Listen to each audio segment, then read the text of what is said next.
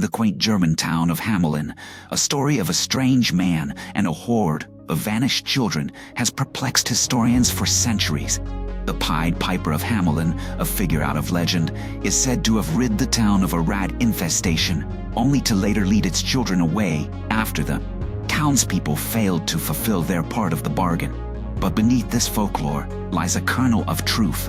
Historical records from the town itself reference a calamitous event in 1284 that suggests something more than mere myth.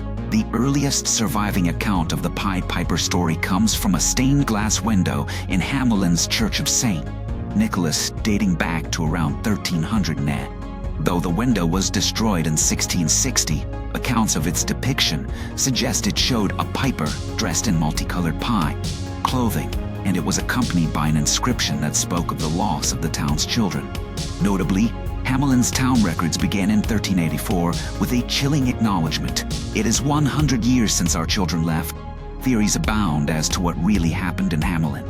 Some posit that the children were victims of a tragic accident or disease, while others suggest they were perhaps sold into indentured servitude or recruited for a crusade.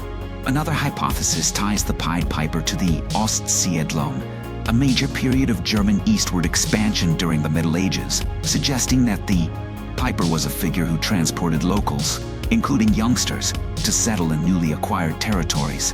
Historians and folklorists have long grappled with the legend, attempting to tease out allegorical meanings from within its lines. Was the piper a symbol of death, or the devil, snatching away the innocents as a form of divine retribution? Could the story be an allegory for the Black Death, which decimated populations across Europe? The theme of a broken promise leading to an unbearable consequence resonates within the narrative as a moral lesson, warning of the dire results of failing to uphold one's word. Yet, the enigma of the Pied Piper does not exist in isolation. Across Europe, similar legends tell of mysterious figures leading children away. In the Swiss town of Bern, the kindly fresser, or child eater, is a fountain statue that might represent a cautionary tale for disobedient children. In Greek mythology, Pan, the god of the wild, is known for his haunting music that could charm both beast and man. These stories suggest the Pied Piper was part of a wider oral tradition of folklore, stories that served as a means to explain and come to terms with the unexplainable tragedies of life. The physical evidence within Hamelin itself points to a collective memory of a tragic historical episode etched into the cultural fabric of the town. The street where legend claims the children were last seen is called Bungelosenstrasse, translated as street without drums. To this day, music is supposedly forbidden on this street as a mark of respect for what was lost, a poignant reminder of the mysterious event from Hamelin's past. But what of the rats?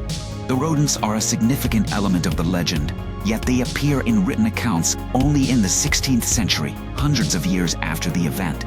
This suggests that the rats, which have become central to the narrative, might be an anachronistic addition, perhaps conflating the tale with the fears and experiences of later times when plague and pestilence were rampant concerns. As we probe further into the fabric of the Hamelin enigma, we uncover layers of social and economic history that could provide a backdrop for the mass departure of the town's youth. For example, during periods of hardship and overpopulation, it was not uncommon for young Europeans to take part in children's crusades or to travel vast distances in search of work and a better life. Could the Pied Piper have been a recruiter, a real person who promised prosperity elsewhere, leading the young away to unknown fates? Piecing together the mystery of the Pied Piper of Hamelin reveals a tapestry of possibilities, each thread woven from strands of history, folklore, and the human need to find meaning in loss. The tale, steeped in allegory and warning, may never fully surrender its truth.